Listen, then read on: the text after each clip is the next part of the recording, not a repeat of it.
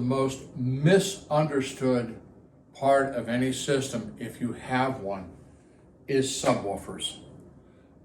I've never run into a class of product that has so much misinformation and misguidance as subwoofers. My experience with subwoofers goes back a long, long time. I've sat on panels with Thomas and Holman in home theater, and this puppy comes up all the time. And whether you're talking home theater or you're talking a music system, in my experience, when I'm visiting systems that I've seen for the first time, almost 85 to 90% of them have this screwed up. So let me address very quickly some of the myths, because frankly, they're nothing short of lies, just to get you to buy one, as opposed to getting what you need or don't need. The first lie or myth is you can put them anywhere. This is probably the biggest stumbling block of trying to integrate a subwoofer into a home theater system or into an audio system. And an audio system is no different than a home theater system, folks, in terms of what has to happen.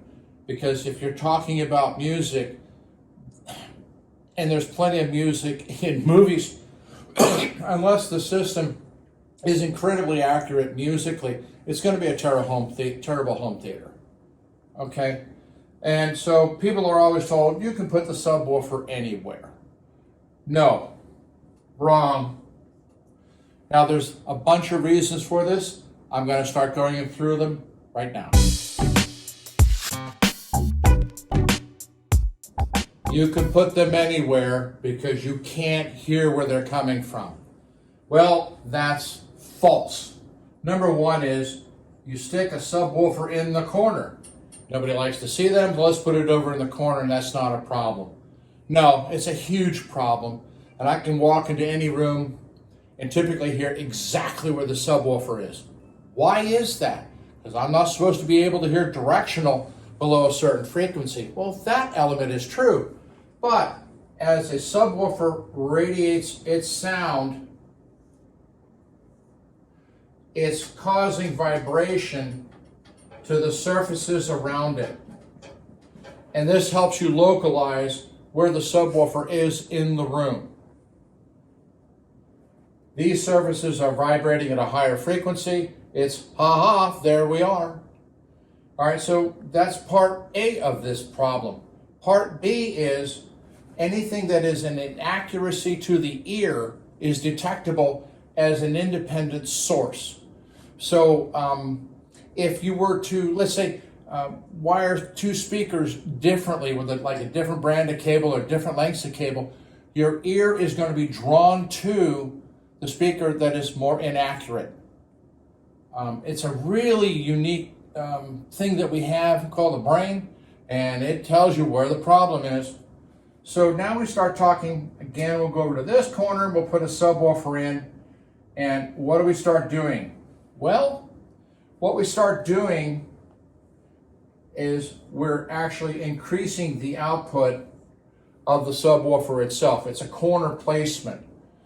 You can do this at home, have someone talk out in the middle of the room, have them walk along the side and talk, and then have them talk at the corner. And what you're going to hear is a dramatic change in the timbre of your voice based upon corner loading. Now, this corner loading, the one person who took full advantage of it was Paul Klipsch. And so he equalized his speakers to be flat from the corner. But most subwoofers are not designed to be in corners. So their equalization across the bandwidth that they operate is all screwed up. It doesn't work. And then depending upon what these surfaces are made out of, you may get all sorts of little crap going off of these surfaces. It doesn't work. most of the time. Sometimes it does, but it's a rarity. So, where does a subwoofer go? So we're talking about where does a subwoofer go? Even when you're talking about where does a speaker get positioned when you're dealing with low frequency. This is something some of you might be able to do. Others may not. The best advice I ever got was from the inventor of the acoustic suspension speaker. I had the pleasure and honor of meeting Roy Allison, who was the designer for acoustic research. And he had a very simple little trick. And that is, if you don't know where to put the subwoofer for bass performance, put the speaker or the subwoofer in your listening position and then proceed to walk around the room to tell where you get two things from the subwoofer. One, a constant clarity, and the other one is a constant volume, so that no frequency sounds louder than another, and you want them equally clear. And what you're actually doing as you're walking the room, and every room has this, is you're dealing with what's known as a standing wave. Each room is different. There is no such thing, really, unless you really have it, as a room that's flat across frequencies. It kind of wanders around, may have peaks and valleys and such. So what you're doing is you're trying to find where it's best positioned. If you can't do this, and of course it requires, a bit of interconnect, but the beauty of interconnect is its length doesn't affect performance, unlike speaker cable, where speaker cable, in fact, the longer the length for most speakers, it makes them less clear. So it's kind of problematic unless you move all your equipment out here. Now, if you can't do this, then be open to moving your subwoofer around the room to figure out where you're getting these two things. That's kind of the first step, but these are not the only steps. But this will give you a guidance of where you can start at. Keep in mind that most subwoofers will have the frequency cutoff, what frequency you run at. They'll have volume. A couple of them out there, I've run into them. It's not common. I certainly did like to have it. Is phase. And I ran into one the other day that actually has what they call the contour, which I thought was kind of interesting. I really didn't get to play with that, but it's an interesting concept. But we have more parts in the signal path, so yeah, I don't know what the trade-off is. Now, so this is what you have to set out doing. The other thing is another one of the fables is that the subwoofer has to be close to the center, the front area. Yes and no. It is kind of ideal. However, it may not be optimum. So you may have different positions, and to assume that a subwoofer has to go in the corner, well, we've talked about that. It might be right, but no guarantees. 99% of the time, I don't like it. It might be along the side wall. It could be along the back wall, off the corner. It could be, again, along the back wall, but out from the wall. So you're not only playing with this position, but you're playing with this position as well. And this occurs in all of these positions. And this is a case-by-case listening to it. Personally, I like to use acoustical instruments, so to speak, particularly the bass instruments, so that I can check not only the volume but the consistency of note to note sort of thing. and then play around a little deeper in the netherworlds. My favorite person that I like to use for testing subwoofer performance, and I will make no bones about this, is Peter Gabriel. Because his recordings, he loves to play in the netherworlds. And I would say 99.9% of any system that I've ever heard can't play his stuff right. The other one I like is Depeche Mode, because again, they play down there in the netherworlds. And as they're playing in the netherworlds, you now begin to focus on really the critical element of adding a subwoofer, and that is timing.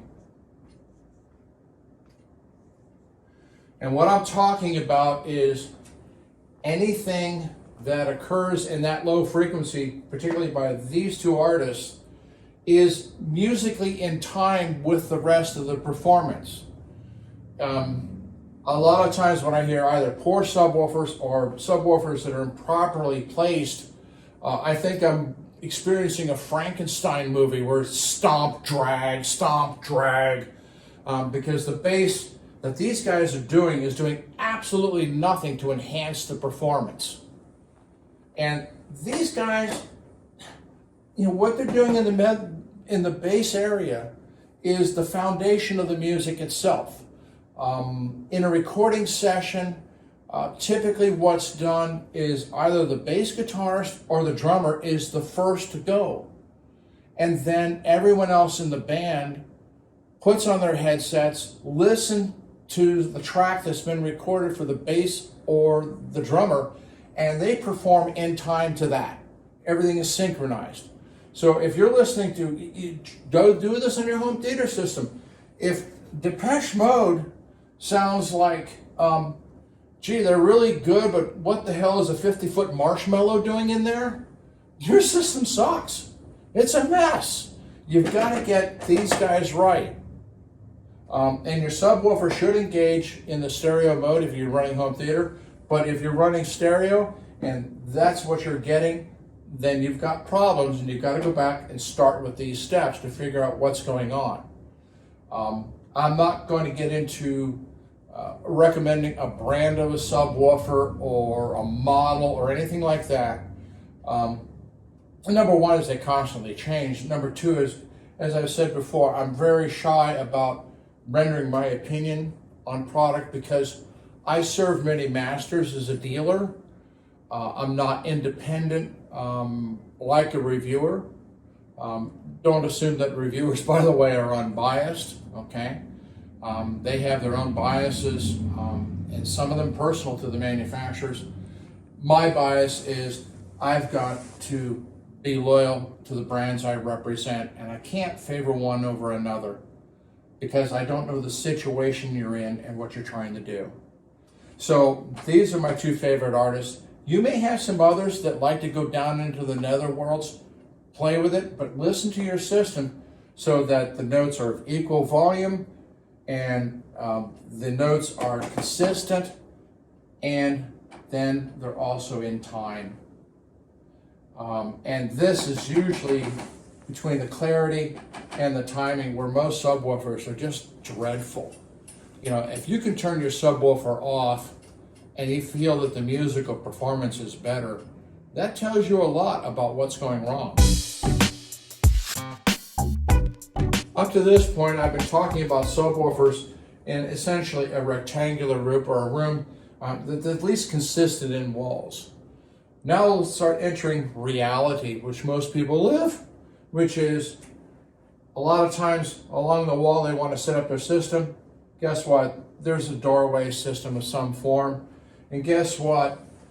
This wall only goes 2 or 3 feet, and then it leads out to the kitchen or some other area. So you're losing certain positions, but again, persist in positioning. Watch out for the doorways in particular. One of the good things to do when you're even building a home theater room, is what's known as the rattle test, which is before the room is finished. Let's say you have ductwork and you have the drywall up, is see if you can get your subwoofer in there and play it louder than shit. And what you want to do is to cause anything in that room to vibrate. And if you can hear vibration in the ductwork or you can hear vibration in the wall, you got to fix that before you finish your room. Once a room is finished, a lot of things like ductwork and such you can't fix, and so you got this permanent rattle in your room. But doorways themselves can rattle, so which makes them kind of hard for position 3 here. 5 has been neutralized, so you got to watch out for the doorway. When you get into this type of situation, the area off to the kitchen, part of the problem becomes that wherever you push the subwoofer, it's now having to fill a much larger area. So its effectiveness can drop off dramatically depending upon how short this wall is and how open this is. Leads me to my favorite one. Actually, I had to help out a reviewer from Absolute Sound on this one. Let me redraw the diagram.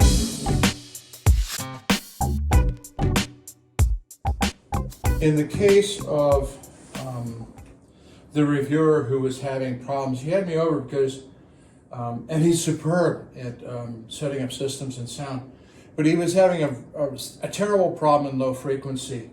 And one of the things that's very common, particularly today in modern homes, is they have to have some place in the house this dedication to the 18th century, I call it the icon, which is known as a fireplace.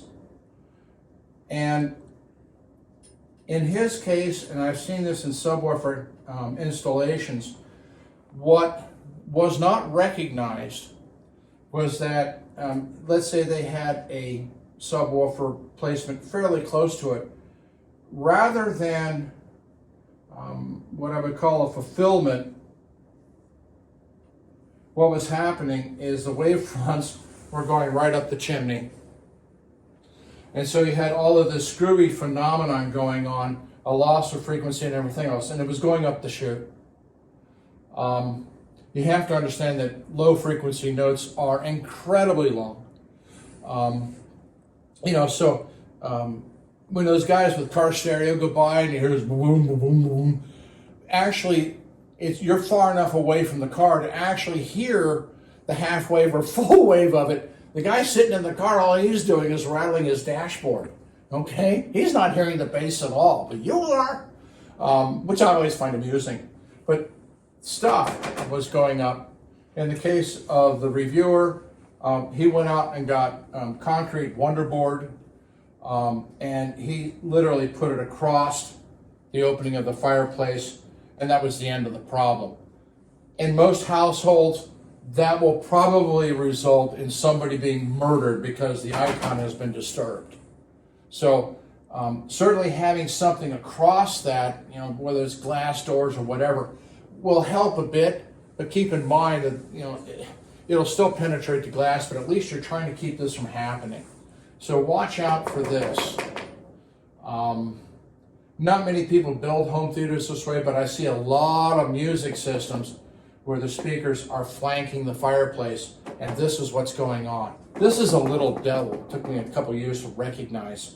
The inversion of that, another little demon, is the bay window.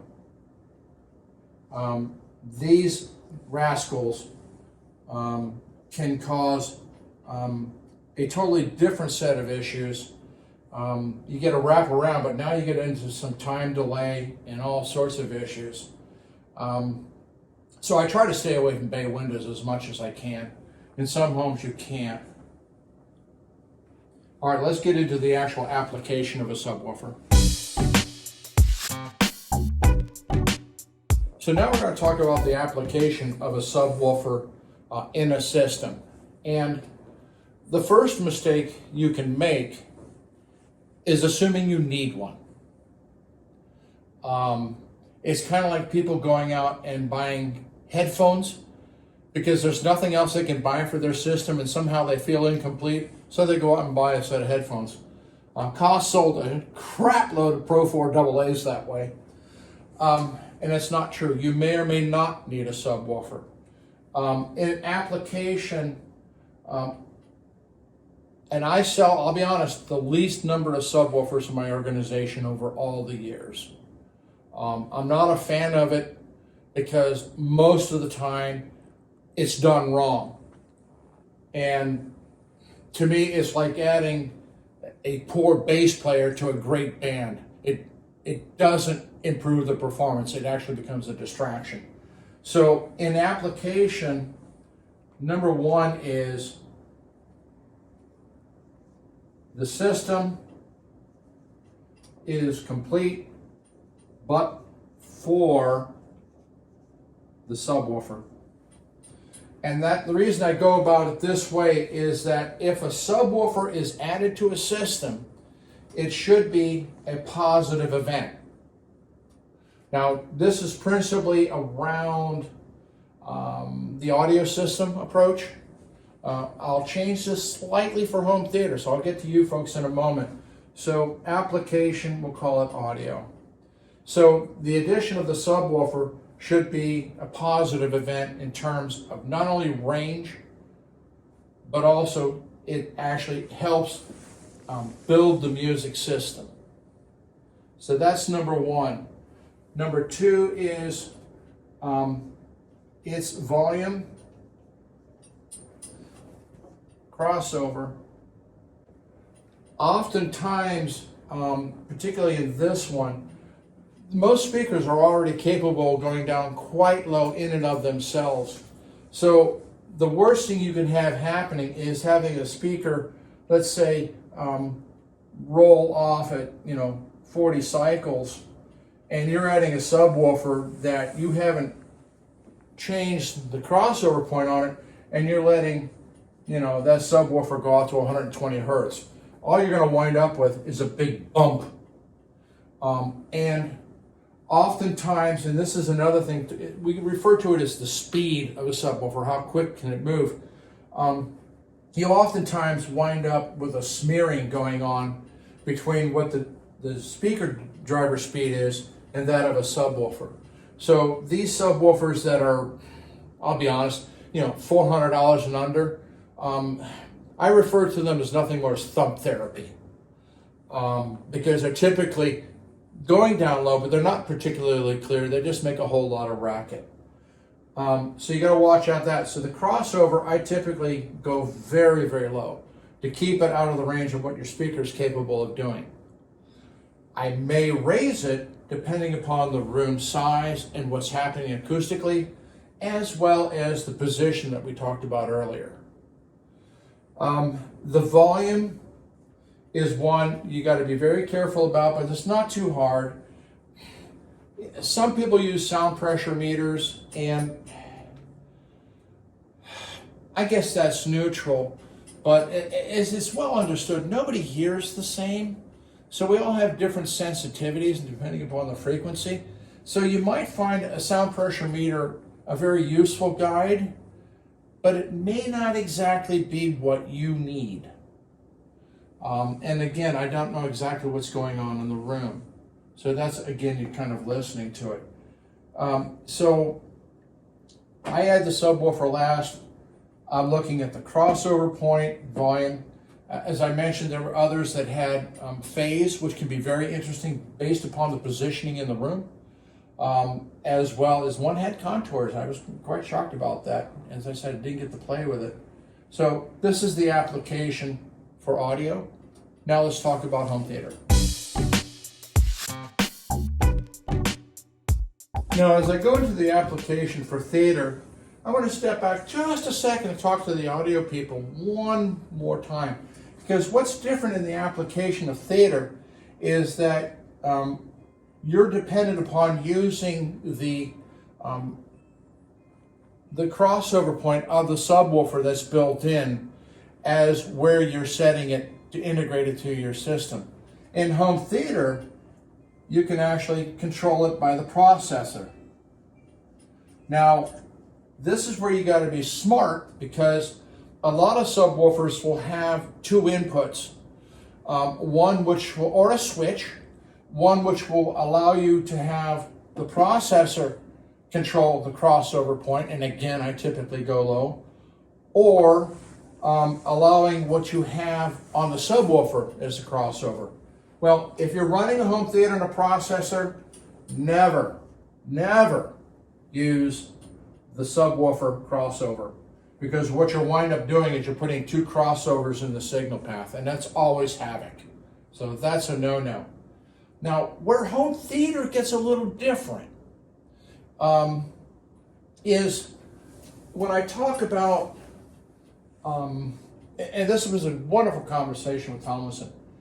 In home theater, well, in audio, you're talking about timing, clarity, and timing is integration. And clarity stands on its own, all right? And volume, okay? You want it balanced with what's going on. But there's this magic thing that goes on in home theater. And this is where you kind of look at this carefully, and you really look at this carefully, and you really kind of look at this carefully, but then there's the Disney factor, as I call it, and it's called room vibration. Any of you who have been to Disney World or Disneyland, or if you're going to go on vacation there, I recommend that if you're going to spend a week at the beach and then a week at Disney, go to the beach after you go to Disney, because Disney is going to eat all of your senses alive. They're good at it. And I've been through Disney management training. They're just arts beyond belief. And what we're talking about here is that a subwoofer, the low frequency, is the one thing that can cause a room to start moving. So while audio talks about building really fast rooms, so the walls don't vibrate and such, and then you pat it down or use acoustical treatment, and that's something that I do. It's a little different for home theater, because if you get this happening, particularly the floor, you've now introduced the sense of feel into the movie. It's more than the percussive boom of anything. You'd actually now feel the percussive of the boom itself.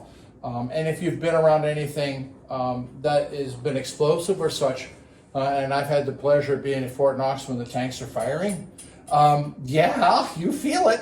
And that's part of the experience.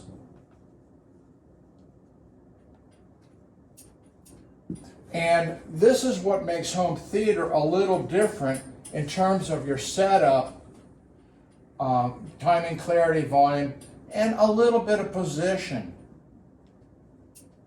And this is a careful balance. And you have to think about this in a balance, because this can be fun. And it's a fun factor. The goals are a little different. I typically still run very low because I can get the clarity that I'm after. I can usually get the timing I'm after. The volume, yeah, you do it with the sound pressure meter. And I can still try to get this. So that's what makes the home theater application different than a music system. Where it gets a little gnarly is when you're trying to do a home theater that also does audio. Then you really have to choose whether you want your audio right or you want your theater right.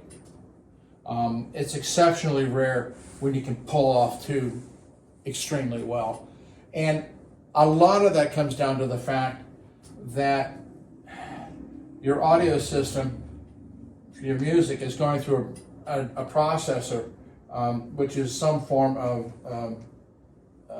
digital as opposed to being a straight signal. So you've got little curses going on even at this level. It's a shame most processors now do not have the bypass for pure audio. Some of them still do, but most of them don't. So this is what's going on with the subwoofer. for home theater, talked about it for audio. It's placement. Again, you can hear where a subwoofer is coming from. I can knock on any surface and you could follow my knuckles around the room. I won't do my back wall because it's cinder block, so all you'll hear is my pain. But if I were to go over to the side walls, well, let's take a look at it.